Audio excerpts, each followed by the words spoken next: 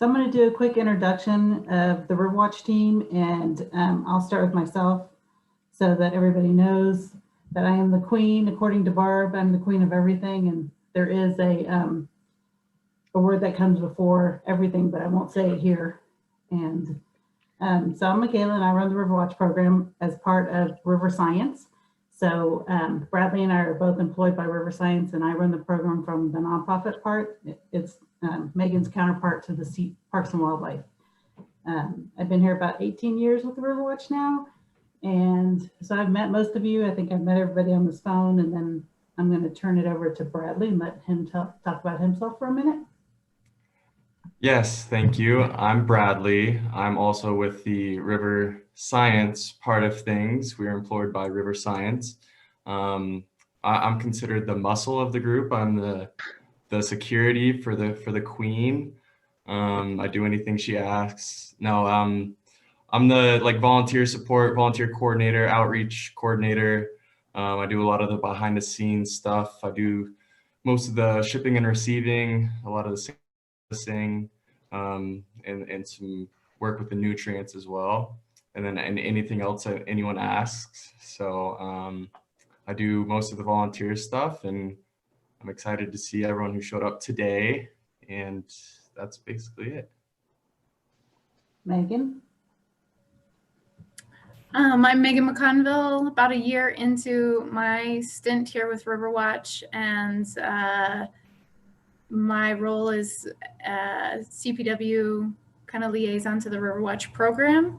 I work for the water unit until last Monday when Barb retired on us.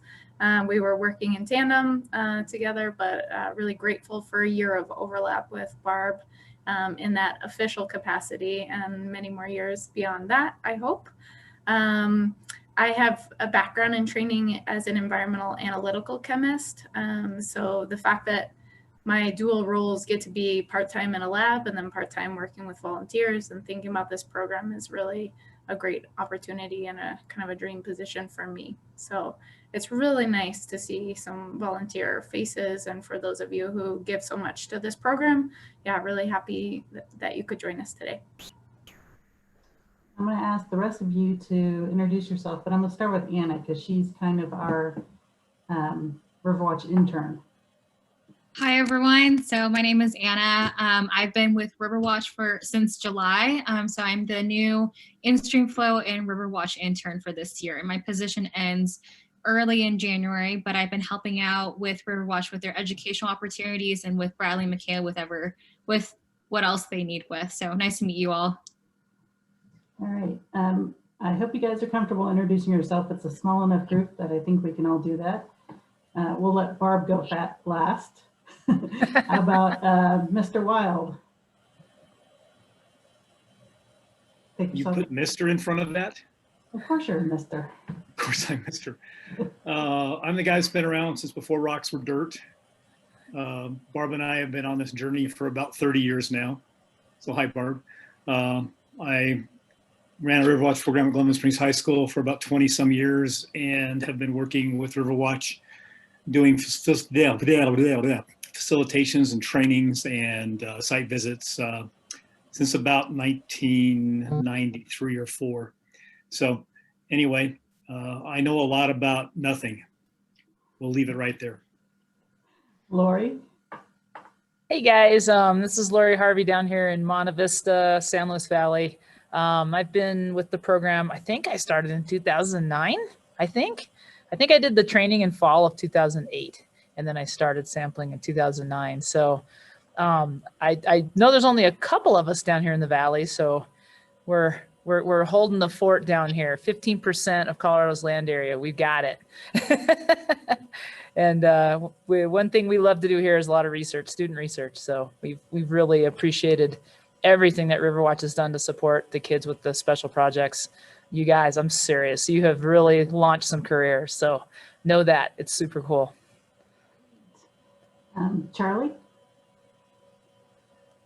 Yeah, Charlie Leach at Steamboat High School. And I guess it would go back, I would go back to the maybe the mid-90s with Ed Hain down at Sirocco in Southern Routt County, one of the first schools in the state that kind of got involved, and I headed it up over in Hayden for a couple of years in the late 90s, and have been at Steamboat High School for about 20 years, and have been doing it kind of off and on, but most recently for the last, say, 4 or 5 years with environmental science students. And I think the world of Barb and the rest of the group, you guys do remarkable work. So thank you for letting us be a part of it. Scott?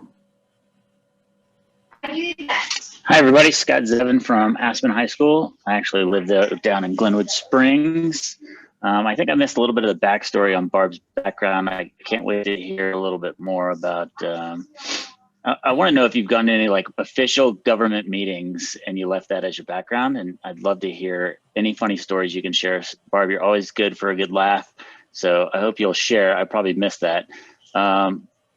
This is only my second year doing Riverwatch. I've met most of you folks last year and just really appreciated the support. I still consider myself a newbie because I haven't gone through the training officially, and I keep just kind of winging it and getting as much done as I can. The Roaring Fork River up by Aspen, I think, has been monitored for close to 30 years. So we've been just trying to keep that going and keep those data points logged for just one of the longest data collections that I think Riverwatch has from the beginning. Jerry? Hi there, I'm Jerry Cordova. I'm with the City of Colorado Springs Stormwater Group. I've been sampling since May, I believe, with the COVID. And I went to the training in February, which was awesome, getting some winter training and playing out in the snow and in the ice, having a ton of fun. Barb, you're the last. Well, you guys all know me. You know, it's really good to see you, Charlie, and I'm going to refresh your memory. So when I started Riverwatch, before we have the training model that you haven't seen, Scott, and that you just did, Jerry, I went up to the Steamboat Valley because Ed Haynes said he was going to do it with or without me. And I went to Steamboat High School, middle school, and I went down the valley all the way to Craig and Hayden, and I spent like 2 to 3 hours with every school and teacher trying to train them on what you all know we do now. And on top of it, I had Giardia. But I didn't know I had Giardia, so I was sicker than a dog. So Charlie, I think you really are the very first teacher I ever tried to train at Steamboat High School in 1990 or 1989. I don't know if you remember that. Sounds about right. Yeah, you and Carol Bilsma. Carol Bilsma, that's correct. And that training model failed miserably. And that's when I created no, we're going to make you come to us and we're going to all escape into some retreat with students and have a great time. It's good to see you, Scott. Sorry, we're not. I'd really love to be there doing and so would Bradley doing the water summit, you know, that whole thing that because of COVID, we're not doing that. Anyway. There is something virtual on Friday. Did anybody get those invitations? Yeah, I hope to attend. Okay. I don't know if you got it, Bradley, the U Summit, Sarah's virtual version of the U Summit. You know, I'm not sure that I got that. You know what? I'll send it to you. If you guys could attend, you should.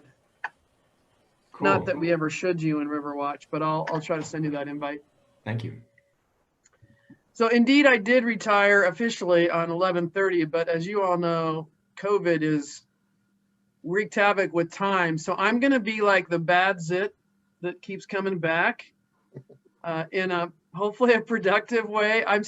So my plans are to still finish. I'm doing major documentation. I'm walking the talk of writing up official SOPs for the program. But it's my goal over the next 2 months to finish doing all the watershed reports for you guys that I've wanted to do for more than a decade so that Megan can finish those.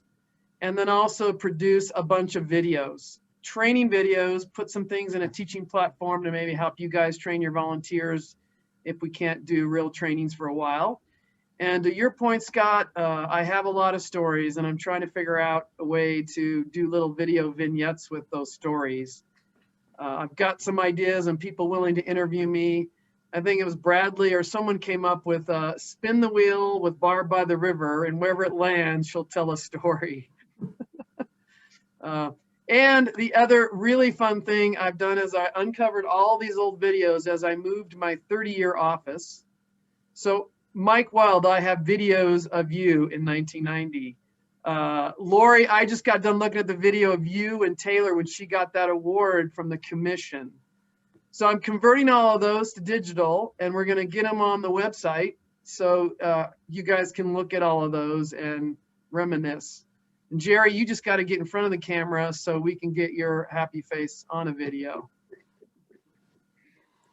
So with that, that's my plan to do. If you ever need me, you got, I guess I'll let Michaela speak to what we're doing to sort of celebrate this transition and Megan the 30-year, but that's all I'll say for now. Yeah, and you know that you're not allowed to have any videos of me, so just go ahead and burn those if you find them. You know the rules. So we had this idea to have this kind of monthly Zoom meeting to check in with our volunteers because we can't come out to the field to see you guys, and we wanted to give you an opportunity to ask us questions and to learn about some updates that we're having in the program. And Megan came up with an idea of doing a Jeopardy question in between these, and so maybe we'll do the first one, and then if you guys think this will work, yay, and if not, we'll take it out for next time. What do you say about that, Megan? Let's give it a shot, huh? I think another thing that we're interested in is just kind of trying this out, like what works for you guys, you know, timing wise, what works, how do we help support you and your students, you know, what does that look like? Do we have these Zoominars, as I'm calling them? Do we have them specifically maybe for students some weeks or months? Anyway, so your feedback is appreciated, but let's just check out a nice Jeopardy question here. It's funny because I think everybody on here has done this like 100 times. Yeah, perfect. So you guys better get this right. Can you see it? Yep. Barb's not allowed to answer. Narrator, how often do you collect a blank and duplicate metal sample? What is every fourth trip to the river? No, that's wrong.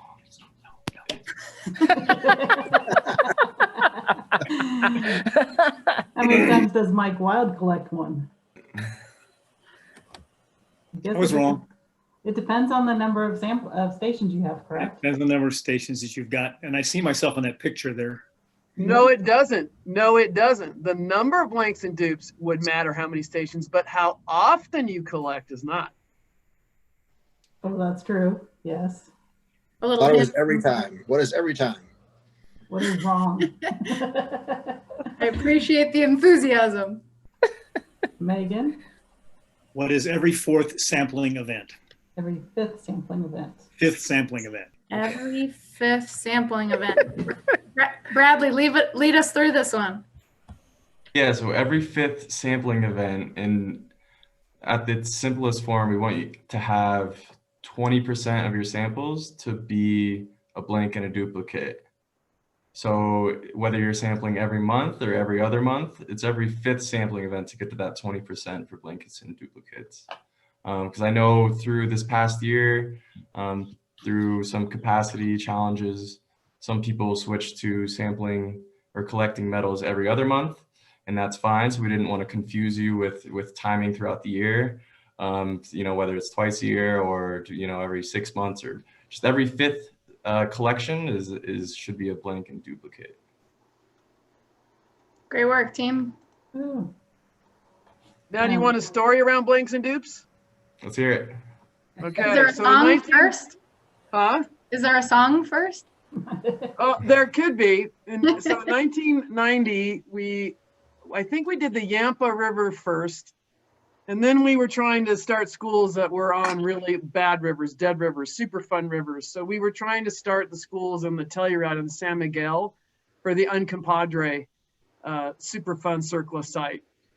And there was a crazy teacher. I don't know if you remember Mike, and we didn't do the training, Charlie, so you weren't there, but there was a crazy like Einstein kind of teacher from Telluride. He had that white hair. He was probably in his 60s. He would play an air guitar. And at that time, I was doing everything. I did the trainings, I did the equipment, I did everything, along with Carol Bilsma and whatever temps I could drag along. So I was, and I was very new. I did not believe in myself as a teacher, so I was very insecure. So I'm teaching you guys how to do blanks and dupes, and I'm like, you better do it this way, you better do it this way. So I come home, and a week or two later, I get a cooler in the mail, one of your little coolers, and I open it up, and in there, there's a letter from Jerry. And it's this long apology about how he didn't understand, he probably didn't do it right, he screwed up, and he totally triggered me. I'm like, really? After all that I did? And I look in the cooler, and what he has in there are those little alcohol bottles. Like a little tequila, little tequilas, a little Mexican hats, and he had changed the label on all of them to say blank and dupe, and he totally yanked my chain. And I had those bottles in my office for 30 years. If I had them, Which stall, Barb? look at this. We're reaching into the stall. Look at this. This is really bad. Here they are, right here. The labels have worn off, but he had a little Mexican hat on it, and I've had him on my shelf ever since to remind me to not take this so damn serious. We're gonna have to blur those out. This is a kid show, but that's hilarious. They're empty, and I didn't drink them. So just FYI, 30 years they'll evaporate. So you want to use them pretty soon. That's the good stuff. Awesome. So we want to give you some program updates about things that are happening. First off, we're going to celebrate Barb's retirement, and we're looking for some to set up some times on Zoom that we can do specifically just for her retirement. And we're looking at the 5th, is this right, Barb? The 5th, 6th, and 7th of January. She put herself on mute. I don't remember, but sounds good. Bradley, do you have anything else to say about that? Sorry, I took that over from you. No, yeah, that's fine. So hopefully everyone already knew. I mean, Barb already mentioned it, but Barb's retiring. So that's obviously a huge update, a program update. And, obviously this year we all would like to be able to be with her and spend some time and give proper goodbyes. I know I would have liked to, but luckily she's been around here and I've been able to, properly send her off, but there's not much that can be put into words, kind of. I know everyone has a certain relationship with Barb, whether it's professionally, through the program, personally. But whatever it is, we're going to try to do this Zoom to where, just let her tell her stories, say goodbyes, and hopefully it'll be sufficient enough. Probably not, but I think that'll be special for sure. There's also a kudo board. I don't know if everyone's been sent that, but there's been a bunch of posts on there for old pictures, any testimonials people have say about Barb. I get a few chuckles every time I look at it. I don't know if Megan would maybe throw it into the chat. Barb, I'm sure you've had a look at that and gotten a little emotional. No? I keep sending it to Barb and she's like, I'm not ready to read it yet. So feel free to keep contributing it to it. The link is here. It's been shared with Barb. The nice thing about this kudo board platform is that 1, it never goes away. 2, there's an unlimited number of entries. So whatever embarrassing photos you have, those should definitely go up there. But also, that it's living and breathing and that it can continue to be expanded upon. I keep getting notifications that there's new people that have added content, and there's a lot of people that have been influenced by this program and by Barb's career. And so it's one way. While we would all just love to go throw her in a river together, and hopefully we will get a chance to do that. This is another way to say a few words or include a video or a photo or whatever you'd like. So that link is now shared in the chat if you want to contribute or share as widely as you want. I'm I not think, going to look at it until I'm done. yeah, Bradley? if you've been around, you wouldn't have guessed that Barb is retired because, I mean, she won't stop working. It's been how many weeks now, Barb, and you just won't stop? It's You haven't taken a break. It's closure for me. It's closure for me. Some of you may know I've had a challenging last few years of my career, and our agency hasn't always forthrightly supported this program. And there were many, many things that I've wanted to do for a decade or more for the volunteers, and it's like closure for me to finish them. And these are that. So I am going to do, I'm a ritual person. I have collected rocks from all over the river trips I've done, from the minimal traveling I've done overseas. And I'm going to do a celebrated ritual as a transition using the river as a metaphor. And that's when I'll look at the kudo board. And maybe one of these calls we'll do a ritual together. So yeah, that's going to be special, kind of reminiscing on some old times. And with that, I know Barb mentioned earlier, she's going through some old videos, some training videos. I'm in the process of kind of archiving a bunch of news articles that have been written about Riverwatch throughout the years. So it should be pretty special. We might talk about it in a second, but it'll be part of some of the social media campaigns that we're doing, just kind of Riverwatch in the past and celebrating our 30 years of Riverwatch. You know, there's some debate on whether it's 31 years, but we have turned 30, and that's what we're going with, and we're celebrating in a few different ways. So if any of you have any, you know, some of you have been around for a long time, if you have any old articles, photos, some cool stuff from the past, we'd love to see it. So. Yes, speaking of the social media campaign, we've decided to take the month of December and post every day why I love Riverwatch on Facebook and Instagram. And so, you know, 30-second videos, like Mike sent one today. Lori's hers has been up there on Facebook. They're getting a lot of traction. And so we decided to do this in December and then start celebrating January 1st of next year. All year long, we're going to do some kind of social media campaign to celebrate Riverwatch and honor Barb.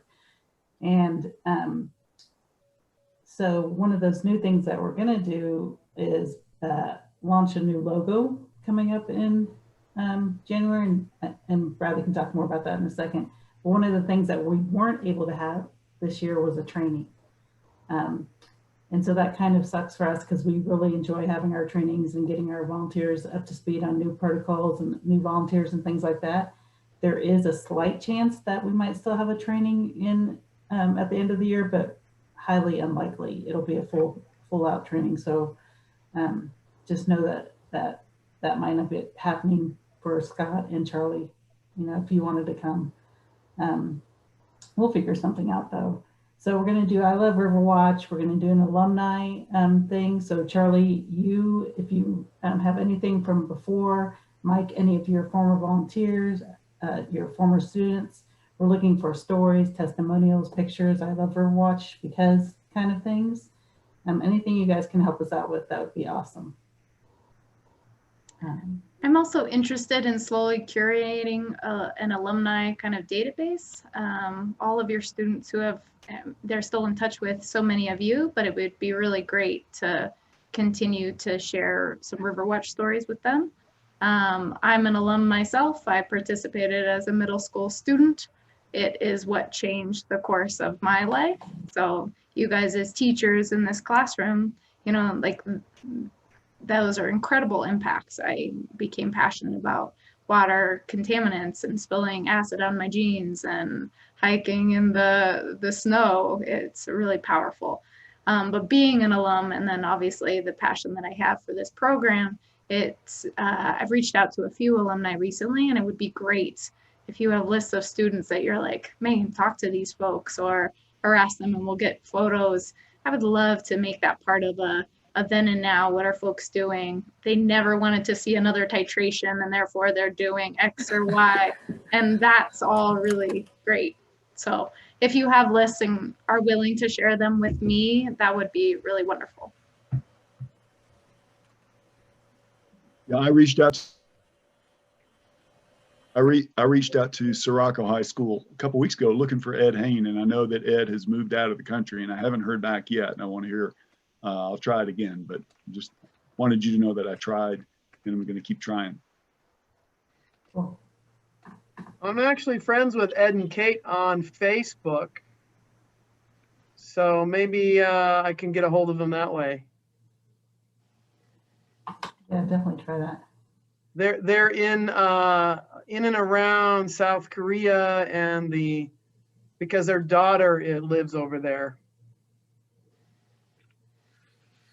Well, I guess I'll just chat my phone number. I'm fine with that. If you want to pass that number along to Ed or Kate, and then maybe they can reach out to me. Does that sound okay? Yeah. Sure. Yeah, Mr. Mike, I saw that Montana and the Russians. I found a little information on that. That's a great story we should capture. Want to expand on that? I think I actually have some pictures in Yellowstone of the crew. I have to dig through some things and find them.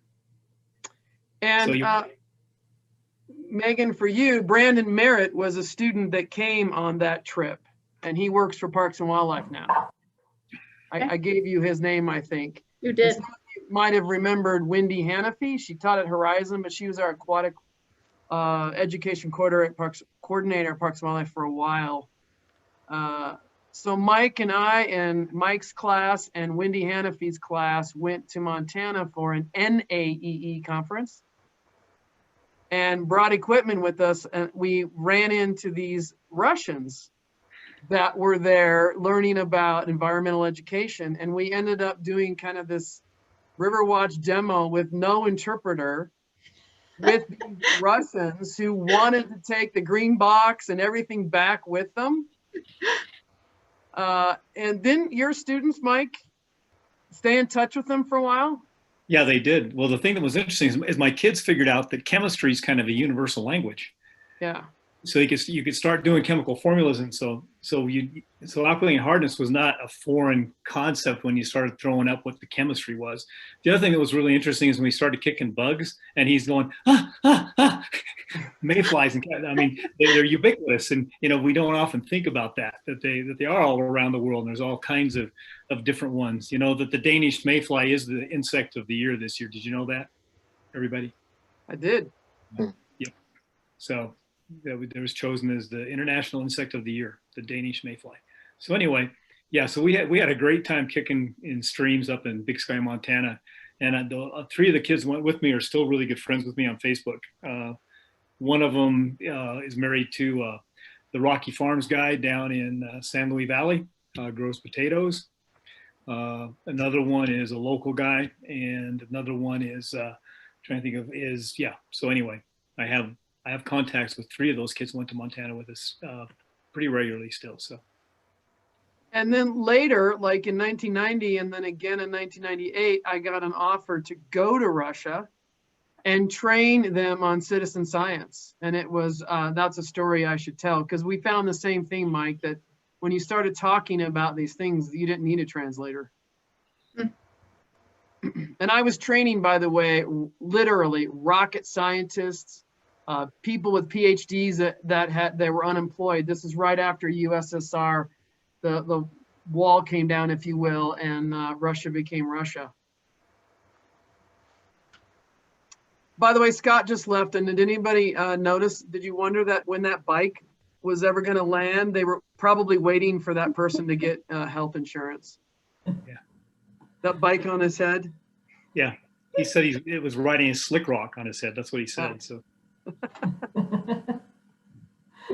Awesome. So Megan's going to talk to us about the new logo now. Bradley is.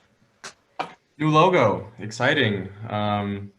Obviously the logo on the left is synonymous with Riverwatch. It's been with us, I think, since its inception, Barb. Correct me if I'm wrong.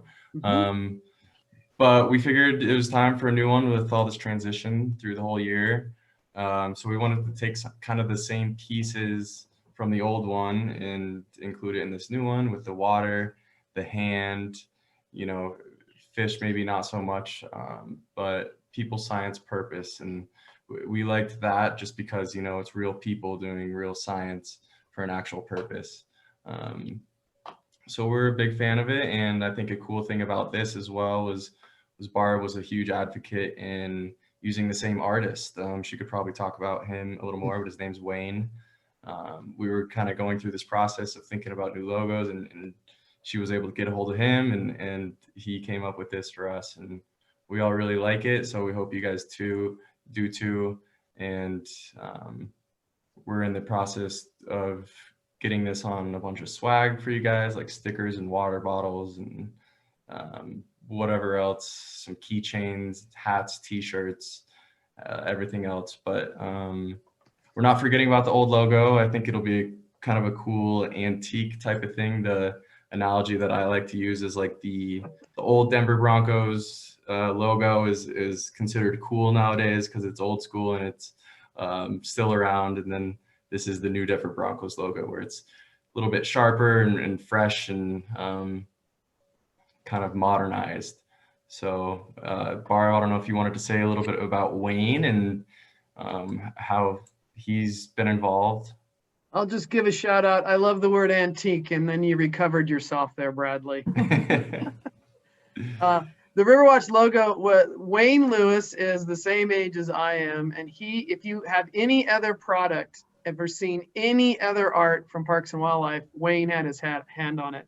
Whether it was a Colorado Outdoors magazine, a brochure on our website, that is all Wayne. And so Wayne did this logo, believe it or not, in 1989 or 90 when it wasn't we didn't have an electronic version of it. Because some of you might remember back in 89, there wasn't such things as a laptop computer and GIS and stuff like that. So Wayne is still around. There are 5 of us that turned 30, 40, and 50 at Parks and Wildlife. He's one of them. He will be remaining. He's still around, and he offered to do, again, for basically just because he loves the program like we all do, a new logo. So it was heartwarming to me that he could still be part of the program that way. Yeah, I guess I should have used maybe vintage. Antique's not the right word. Well, you're too young, Bradley, but everything comes back. Everything. Yeah. I am wearing shirts that I wore when I was 25, and people are complimenting me on them. So yeah, I'm a fan of that new logo. I hope everyone else is too. It is, and like Bradley said, we're you know, he's looking into getting some stuff to put that on: t-shirts, hats, water bottles, stickers. So in addition to that, we're hoping to launch sometime soon a how do I say this? A stewardship award type of thing, because some of you have been sampling in this program for over 20 years and have had, I think, what was the closest that we looked up the other day, Megan? We're almost, one station is almost up to 400 samples already. Wow. Yeah. And so we're kind of doing this. We just got our database fixed, and we're kind of doing this thing where we're figuring out who has sampled at, you know, what station has been sampled the longest, who's nearing the 200 mark, who's nearing the 250. So we're going to try to do that and get some swag to get to those people who've been in this program for that long. And so Charlie's going to kind of cheat because he left and then came back, and he'll still be up there in numbers. So, you know, so that's kind of cool that we're going to do all this stuff. And we have some cool plans for our volunteers coming up in the next year, I think, at least. That's awesome. Yeah. Update from my perspective in the lab, you guys have been incredibly patient with kind of a lag time in your samples being processed, but the ICP, which we use to run metals, is just humming along really beautifully right now. We have some leads on an upgrade, so we increase our sensitivity on that instrument as well, and we're hoping that that will keep moving the needle forward.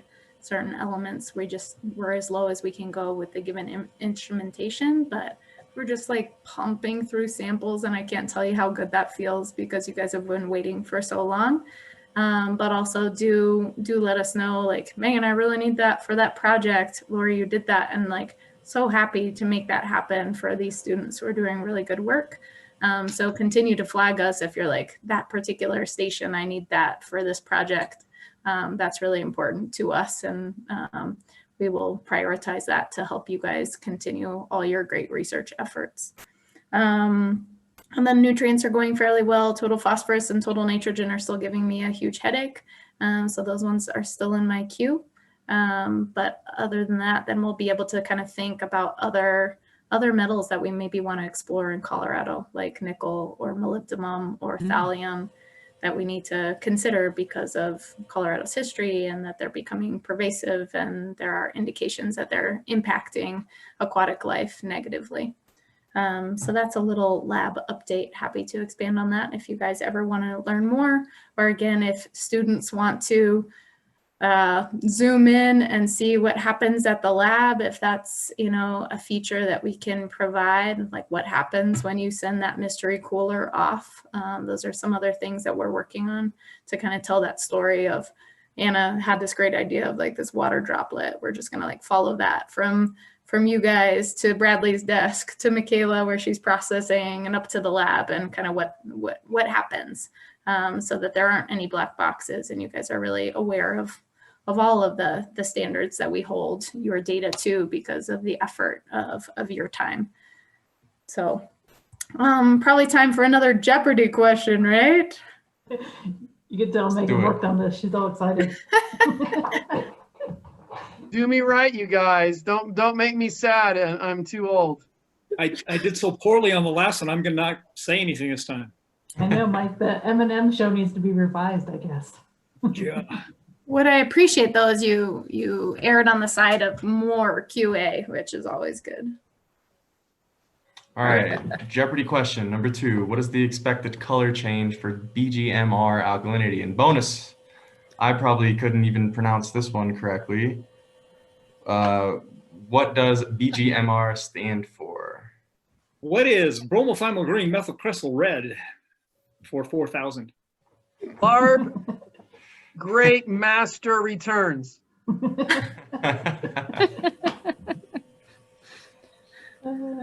What about color change? Oh, come on, I got the bromophenol green methylcrystal red. That's pretty good. We'll give you the bonus for 4,000. Ding, ding, ding, ding. Just don't ask me to come up with EDTA. I can never get that one right. Come on, somebody else do the color change. Here, you just did these. What is turquoise to pink, gray to pink? And there's a What's the gray, answer, blue, Megan? blue, gray in the middle there too. There you go. Perfect. Yeah. Yep. So you start out, put the BGMR in, or the bromocresol green methyl red. Yeah. Not even close, but okay. Bromocreosol, isn't it? Creosol? Bromocreosol? Yeah. Yeah. See, I was going to avoid that one. So yeah, it goes from turquoise or blue, and your endpoint is pink gray, not to be confused with pink peachy pink, which is where you would go past the correct endpoint. And happens to be Barb Horn's favorite color. Yep, and I think we've kept this in our instructions all these years, just because it's such a ridiculous thing to keep saying. And no, but I think it's a cool. This is a cool reaction, obviously, and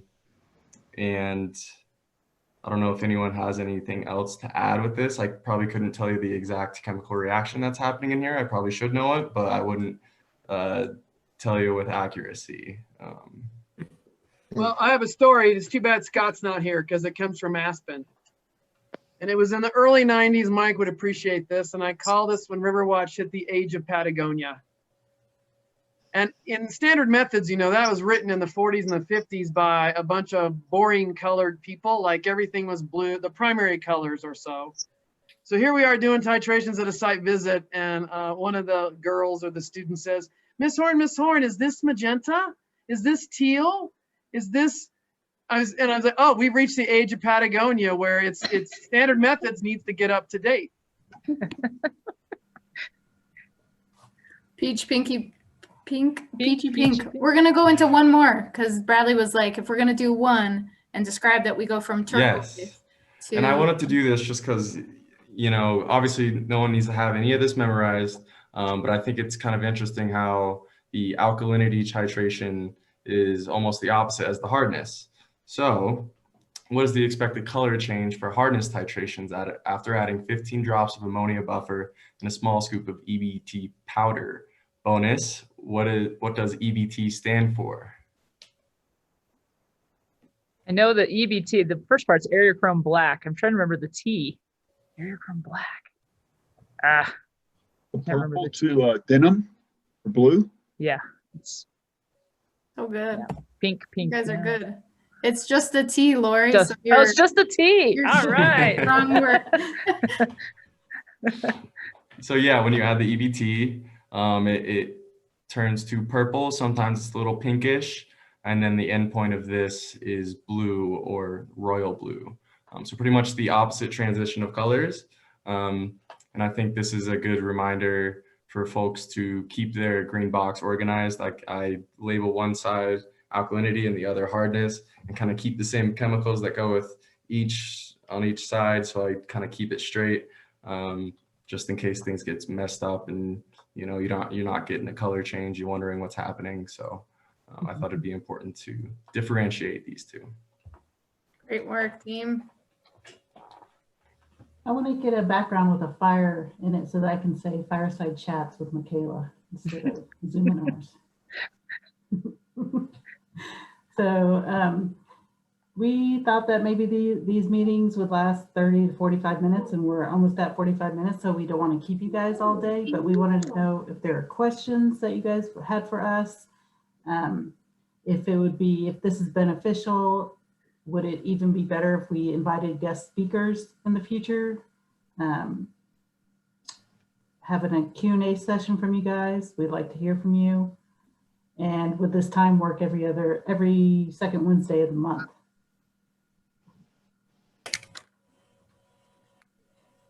This time should work. It works well for me, but I think, you know, everybody's schedules, I'm sure, are kind of different. I don't know.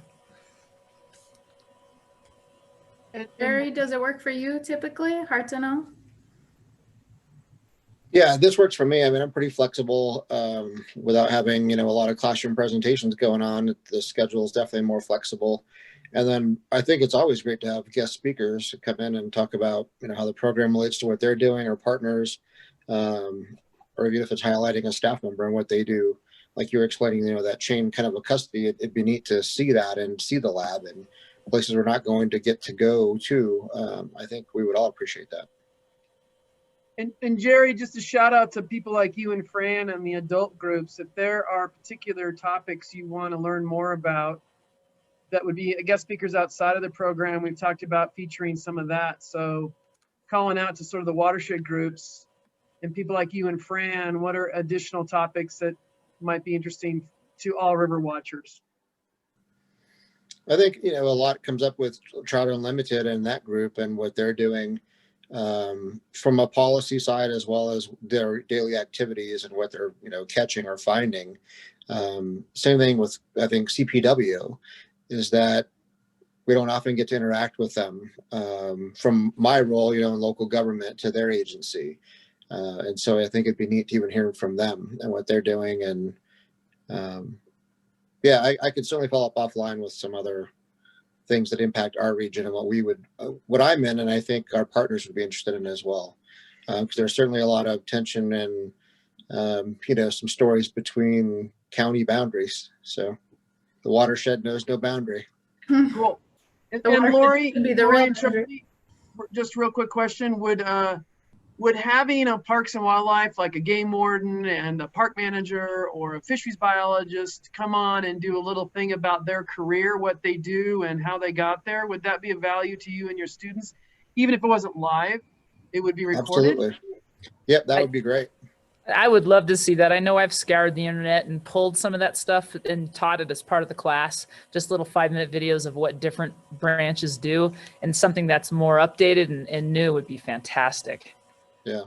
To speak to that topic, I was sending Bradley an email earlier while we were talking on our conference with some pictures that the city's doing. And as part of that, I didn't allude to it in the email, but this week when I actually did the sampling, Fran came out with me and her daughter to shoot a little video of a day in the life of Jerry, what he does at the city as a career day.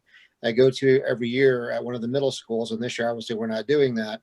So they asked for virtual, presentations. And so we're putting that together right now. And I spent the morning out collecting water samples to show them how that looks. So I think having other professional colleagues do the same for our, as an adult, as well as for students would be awesome. I think it'd be really neat.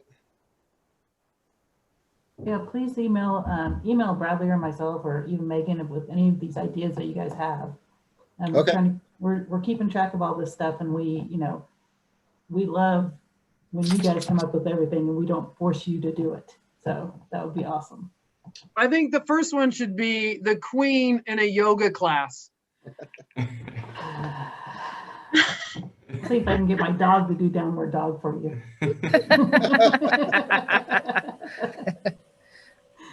Oh my gosh.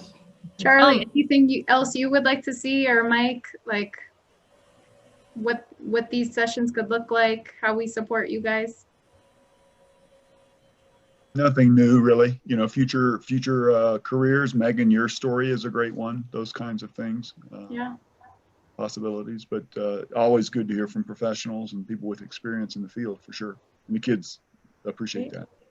I know Charlie's serious, because when I went to do his site visit, he made me stand up in front of his class and talk about how I got started, how I got into Riverwatch, what do we do, how my career path went. So It wasn't so painful. It'd be fun to have some of the future alumni. Mm-hmm.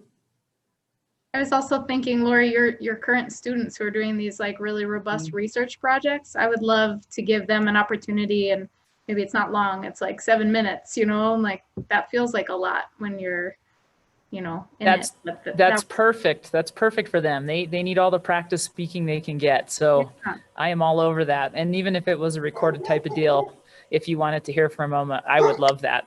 I'd make them do it. So from my perspective, I think that, this, where we are right now presents all kinds of opportunities as well as challenges. And this platform that we now have, that a lot of people are now being very used to. I mean, zooming into classrooms is not an unheard of thing now. And I think that the providing opportunities for those teachers to bring somebody in to their classroom with their kids, whether it be through a Google Meet or a Zoom or whatever, to see the lab or to see Brad out in the field, or to see what goes on in that dungeon of a warehouse that you live in, Michaela. So I mean, it's just, we suddenly now have an opportunity to show these kids something larger than where they are, and we've never. It's something we talked about, but now we're in this space where we're kind of used to doing this. So it's something that has kind of become part of our daily routine, as we do zoom in and out of places, and we do bring people in. I've got a nephew that just moved into the Valley, and he's an astrophysicist. And he's going to be zooming into our classrooms talking about what he does as an astrophysicist. And I think those are the kinds of things that we need to think about. How can we bring people into our kids' lives to show them that, that there is an amazing world out there still. So anyway, that's my 2 cents, or maybe 4 or whatever. So I like all your cents. Awesome. So you guys think we should keep doing this monthly and send out an agenda? Jenna? Who's Jenna? Send out an agenda, oh my gosh, Mike, now I can't say it. An agenda. And potentially I do that to you, Michaela. It's my job. And we might ask one of Lori's students to do it next month if possible. I can make it happen. Yeah, I think that would be interesting. And then because if we send it out to all the teachers saying, listen, Lori's student from Monte Vista High School is going to talk about her science project, maybe we'll get more students to get involved in this as well. Oh, absolutely. Yep. So Lori, are you guys face-to-face? Are you remote? Are you hybrid? What are you? We're hybrid right now, so we've been really careful, and we're doing half the kids at any one time, so they're coming twice a week. We're a 4-day-a-week school, but what's great about that is Fridays are kind of research days, so I have kids coming in on days where there's no kids, and they're able to get some lab time and do some work. So it's working out pretty well. Alamosa County is kind of hot right now, but Rio Grande seems to be okay. You guys are amazing. Double the work, same amount of pay. Whole new Don't say platform. that. It's double the work. Triple, Yeah, that's quadruple. okay. Yeah, I'm sure that it is. Well, we all know we didn't start teaching for the pay. But maybe for the contact with students, and that's hard. No, Yes. I do it because I love interacting with college boards so much. That's why I do it. I thought so. Awesome. Do you guys have any questions for us? I just really appreciate you guys doing. I think this is brilliant. I think we definitely need to continue doing this regardless of what COVID's doing. This is, if anything, we are connecting so much better than we maybe have in the past. So I think this is awesome. Hey, get me your pictures of why I love Birdwatcher. What do you use? Lori's. Everybody on here has done theirs except for Charlie. It's pretty funny. So. Well, and it's the Riverwatch, the Colorado Riverwatch Facebook page, because I actually don't have Facebook, so I haven't I'll seen send it. you the link. I think if I send you the link, I think you can pop it. I think up. I could look at it. Okay, cool. Yeah. That's I pretty gotta ask a awesome. kid. Show me Facebook. Great. I'll try. I just put a link in for the summit for this Friday in Thank chat. Oh, nice. Anybody wants Thank to you. look at that. Great. Cool. Is it all day? I guess I can click on it. I just sent it and I have it up right now. It usually is. I think it's 9 to noon. Yeah. And it does say you're supposed to register by the 4th, but I think you still might be able to. I'm not sure. I'm trying to check it out. Great. Okay. Look at that. All right. Any last comments from anybody? If not, we hope to see you all next month. Same time, same channel. Have a Nice. safe and great holiday. Yes, Yeah, same everyone to as well. everybody. Thank you, guys. Thank you. Thank you guys Thanks so for much. joining us on this initial one. Thank We you, love See all guys. your faces. Yeah, it's great to meet You you too, all. I'm supposed Mr. to Wild. see people like this, you know? Yeah. Next time I'm turning off my video. Not allowed. Thanks, All right, everyone. take Thanks, care. guys. Thanks. See you Bye. later.